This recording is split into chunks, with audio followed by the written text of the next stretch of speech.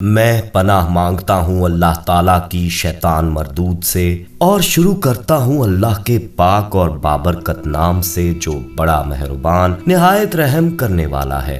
मौजा TV official के मोहतरम देखने और सुनने वालों अस्सलाम वालेकुम। प्यारे दोस्तों, दुनिया माफूकुल फितरत कहानियों और वाकयात से भरी पड़ी है और बहुत सी ऐसी कहानियां हमने अपने बड़े बूढ़ों से सुनी हुई हैं जिन पर उस उम्र में तो हम यकीन कर लेते हैं, मगर बड़े होकर वो सब झूठ लगने लगता है। मगर सोचने वाली बात है कि उन कहानियों में कुछ तो ऐसी हकीकत होगी जो वो वजूद में आई। प्यारे दोस्तों, पाकिस्तान में एक गांव है जिसका नाम भीकू चक है। वहां उस गांव में एक बूढ़े कारी साहब हैं जिन्होंने हमें एक इच्छाधारी नागन का सच्चा वाकया सुनाया जो उनके गांव में ही पेश आया, जिसे सुनकर पहले तो हमने यकीन नहीं किया, मगर जब उन्होंने उस नागन के बच्चे जो आज भी जिंदा हैं उनसे मिलवाया तो हमारे औसान खता हो गए कि क्या ये वाकई सच है। एक कारी साहब भला क्यों झूठ बोलेंगे। दोस्तों, ये सच्चा वाकया सुनकर आपके भी पैरों तले से जमीन निकल जाएगी और अगर आपको झूठ लगे तो आप भी भीकू चक जाकर खुद इसकी तस्दीक कर सकते हैं। ये सब क्या मामला था, ये वाकया क्या था, हमारे साथ वीडियो में आखिर तक जुड़े रहिएगा और फिर ही कोई अपनी हतमी राय कायम कीजिएगा। और दोस्तों, वीडियो में आगे बढ़ने से पहले कंफर्म जरूर कर लीजिएगा कि आपने हमारा चैनल मौजा टीवी ऑफिशियल सब्सक्राइब कर रखा है, और अगर नहीं किया तो फौरी सब्सक्राइब करते हुए बेल आइकन को क्लिक कर दीजिएगा ताकि हमारी मजीद आने वाली वीडियोस आप बर वक्त देख पाएं। तो आइए दोस्तों, आगाज करते हैं आज के इस अजीब हैरान कुन वाकये का। प्यारे दोस्तों, पाकिस्तान में पंजाब में वाकया भीकू चक नामी इस गांव में एक बूढ़े कारी साहब बताते हैं कि सन 1965 से पहले का ये वाकया है, जब भीकू चक में एक किसान रहता था और एक रोज वो अपनी खेतों में हल चलाने के लिए अपनी बैलों के साथ जा रहा था कि उसे एक वीरान रास्ते में एक लड़की मिली जो रो रही थी। उस किसान ने उससे पूछा कि तुम कौन हो और क्यों इस तरह इस वीरान जगह पर बैठी रो रही हो, कोई परेशानी है तो बताओ, शायद मैं तुम्हारी कोई मदद कर सकूं। वो लड़की रोते हुए कहने लगी कि मैं दूर के किसी गांव से हूँ, मेरा इस दुनिया में कोई भी नहीं, माँ बाप मर चुके हैं और मुझे मेरे चचा ने पाला। मेरे चचा मुझसे तंग आकर मुझे यहाँ अकेला मरने को छोड़ गए हैं। अब मैं कहाँ जाऊँ, मेरा ना कोई वाकिफ है और ना मैं कभी अकेली कहीं गई हूँ। डर रही हूँ और रो रही हूँ कि अब क्या करूँ, कहाँ जाऊँ, क्या तुम मुझे अपने घर लेकर जा सकते हो। दोस्तों, वो किसान एक नेक दिल शख्स था। उसे उस लड़की पर तरस आ गया और वो उसे अपने घर ले गया। लड़की निहायत खूबसूरत और मासूम थी। वो लड़की उसके घर में रहने लगी। कुछ दिनों के बाद ये बात किसान के खानदान और गांव वालों को जब पता चली कि इस शख्स के घर एक अनजान लड़की रह रही है, तो वो सब किसान के पास आए। किसान ने सबको पूरा माजरा सुनाया। गांव वालों ने कहा कि अगर वो लड़की बेसहारा है और उसका कोई आसरा भी नहीं तो तुम उससे निकाह कर लो। ऐसे तुम्हारा बिना रिश्ते उसको घर ठहराना नामुनासिब लगता है और लोग बातें बना रहे हैं। किसान को भी वो लड़की बहुत अच्छी लगी थी क्योंकि लड़की बहुत हसीन थी। उसे गांव वालों का ये मशवरा ठीक लगा कि बदनामी से बेहतर निकाह है। उस किसान ने गांव वालों से कहा कि मुझे कोई एतराज नहीं, पर मैं एक बार उस लड़की की रजामंदी पूछना चाहूंगा और अगर उसे कोई एतराज ना हुआ तो मैं उससे शादी कर लूंगा। उसी दिन किसान ने उस लड़की से बात की और गांव वालों की बात बताई और ये भी कहा कि वो भी यही चाहता है क्योंकि उसे भी वो पसंद है और उसे मोहब्बत हो गई है। लड़की कुछ देर खामोश रहने के बाद बोली कि उसे भी किसान बहुत अच्छा लगता है और वो भी चाहती है, मगर मेरी एक शर्त है, अगर तुम कबूल करते हो तो मैं शादी के लिए तैयार हूँ। किसान ने पूछा कि वो क्या शर्त है।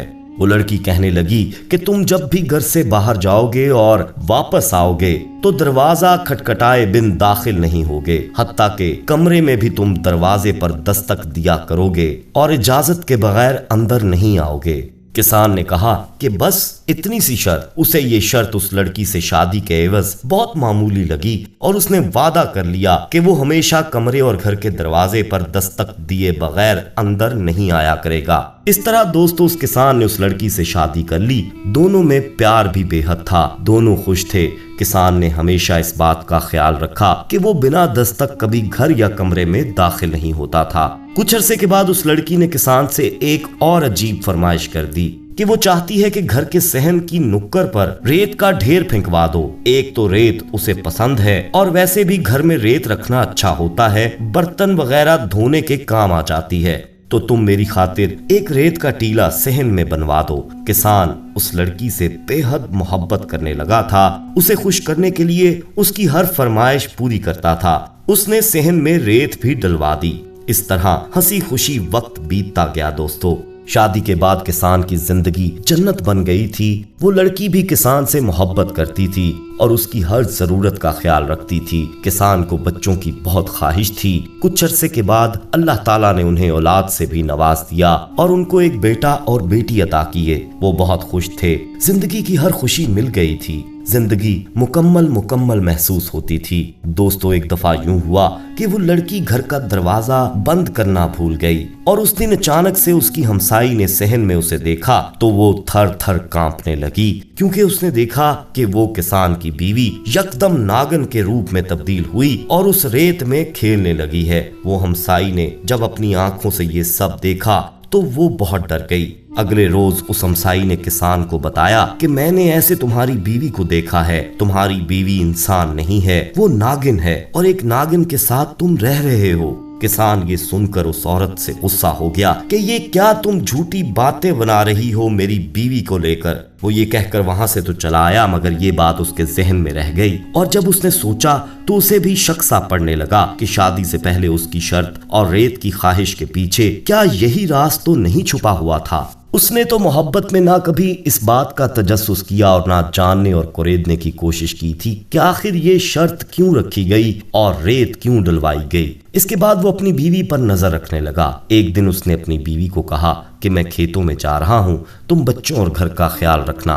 वो कमरे से निकला मगर घर से बाहर ना गया, बल्कि वहीं सहन में गंदम की बोरियों के पीछे छुपकर बैठ गया कि आज मैं भी तो देखूं कि क्या सच है और क्या झूठ। दोस्तों वो वहीं छुपकर इंतजार करने लगा। जब काफी वक्त गुजर गया और कुछ भी ऐसा वाकया रूनुमा ना हुआ तो वो अभी सोच ही रहा था कि हो सकता है ये उस हमसाई का वहम और झूठ हो कि इतने में उसने देखा कि उसकी बीवी सहन में आई है। बाहर का दरवाजा बंद करके उसे कुंडी लगा दी है और एक अंगड़ाई ली है और इसी अंगड़ाई को लेते हुए वो एकदम नागन का रूप धार कर रेत में लोटपोट होने लगी। ये सब किसान के लिए नाकाबिले यकीन था। वो फौरी बोरियों के पीछे से निकलकर सहन में आ गया और उसके आते ही नागन फौरन उस औरत के रूप में वापस आ गई और हड़बड़ा गई। किसान परेशान और घबराया सवालिया नजरों से अपनी बीवी को देख रहा था। उसकी बीवी खुद ही बोलने लगी कि तुम्हारा मेरा एक पर्दा था, एक राज था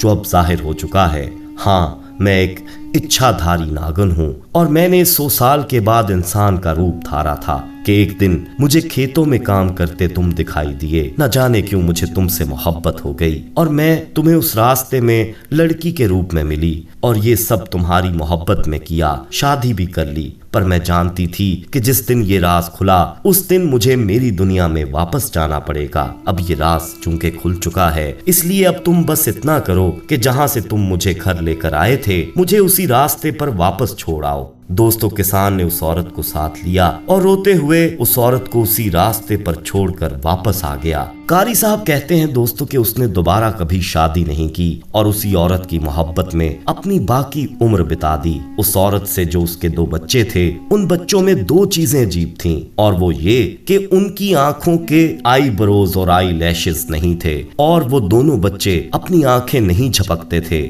वो दोनों आज भी हयात हैं और उनके पास एक चीज और अजीब है कि अगर किसी को सांप काट ले तो ये अगर सांप के कांटे पर अपना लुआब लगा दें तो सांप का जहर खत्म हो जाता है।